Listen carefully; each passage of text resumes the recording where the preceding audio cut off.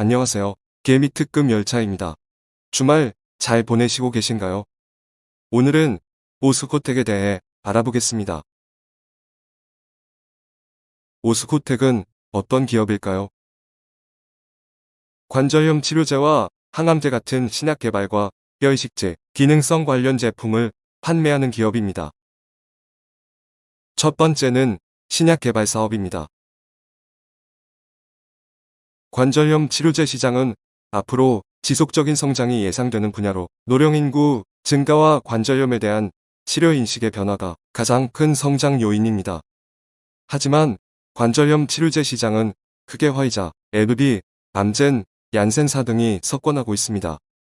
국내 관절염 치료제 시장은 크게 화이자의 세레브렉스, 한동약품의 악토넬, SK케미칼의 조인스정 등의 품목이 높은 매출을 보이고 있어서 오스코텍이 관절염 치료제로 성과를 낼 수 있을지는 장담을 못하겠습니다. 하지만 유한양행의 기술 이전한 폐암 치료 신약 레이저티닙이 미국 제약사 얀센에 다시 팔리면서 올해 빛을 보기 시작했습니다. 급성 골수성 백혈병 치료제를 개발하고 있습니다. 급성 백혈병은 인구 고령화에 따라 환자 수가 계속적으로 증가할 것으로 예상됩니다. 반면 현재까지 효과적인 치료제가 없기 때문에 표적 치료제가 성공적으로 개발될 경우 글리백과 같은 블록버스터로 성장할 것으로 예상됩니다. 난치성 유방암 치료제도 개발 중입니다. 두 번째는 치과용 뼈이식제 사업입니다. 치과용 뼈 이식제는 치주질환 치료나 임플란트 시술 시에 사용됩니다. 국내 시장의 뼈 이식제는 대부분 수입품이며 그 규모는 2020년 500억 원을 상회할 것으로 예상됩니다. 오스코텍은 축적된 임상자료와 치과 시장에서의 신뢰를 바탕으로 지속적으로 성장하고 있습니다. 또한 미국, 유럽, 아시아 지역을 대상으로 수출 및 마케팅 활동을 강화하고 있으며 특히 일본의 경우 높은 제품 인지도로 판매량이 급증하는 등 해외 시장 개척에도 주력하고 있습니다. 세 번째 사업은 치과용 멤브레인 사업입니다. 생물 신소재 및 조직공학 전문 기업인 현대바이오랜드와 공동 개발한 흡수성 콜라겐 멤브레인 콜라가이드를 지난 2009년 출시하여 판매하고 있었습니다. 마지막으로 기능성 소재 및 관련 제품 사업입니다. 건강기능식품 산업의 트렌드는 영양 보충을 기본적으로 충족시키며 다양한 소비자의 기호에 따른 생체 조절 기능을 갖춘 제품에 대한 요구가 늘어나고 있습니다. 급격한 인구 노령화에 따른 고령 인구 급증으로 만성적인 갱년기 증상을 예방, 완화하는 기능성 소재 및 건강기능식품에 대한 수요가 매년 급등할 것으로 예측되며 건강기능식품이 이제는 생활 필수품으로 자리 잡고 있어 전망이 좋아 보이는 사업 같습니다. 오스코텍의 매출은 어떨까요? 2020년도 매출과 영업이익을 보면 1분기와 3분기는 적자였습니다.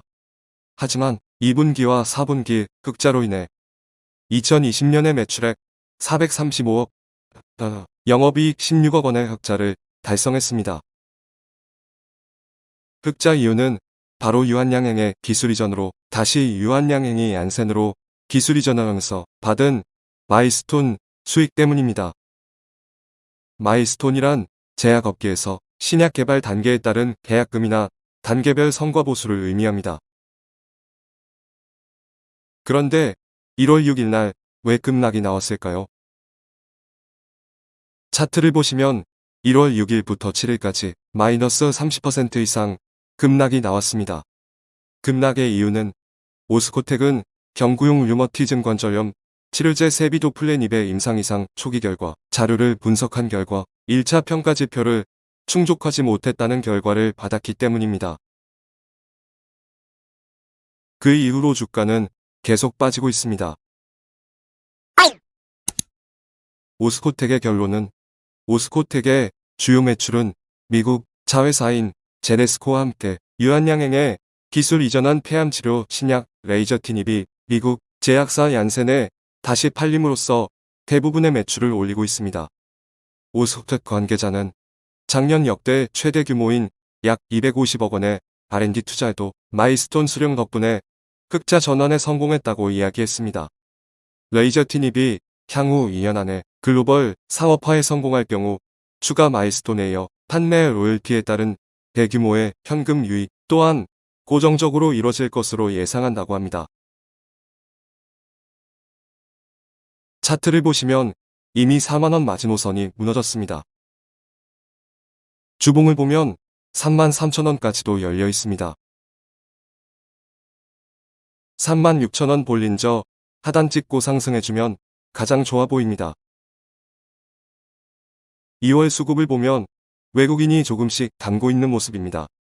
기관도 함께 조금씩이지만 매수를 하고 있습니다. 맥나자는 3세대 표적항암제입니다. 비소세포 폐암 환자가 기존 표적항암제를 투여하면서 생긴 상피세포 성장인자 수용체 T790M 돌연 변이를 피해 암세포를 공격하는 것이 특징입니다. 관절염 치료제 맥나자 어디에 비중을 두시겠습니까?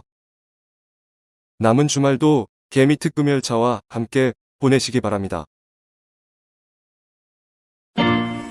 개미는 오늘도 열심히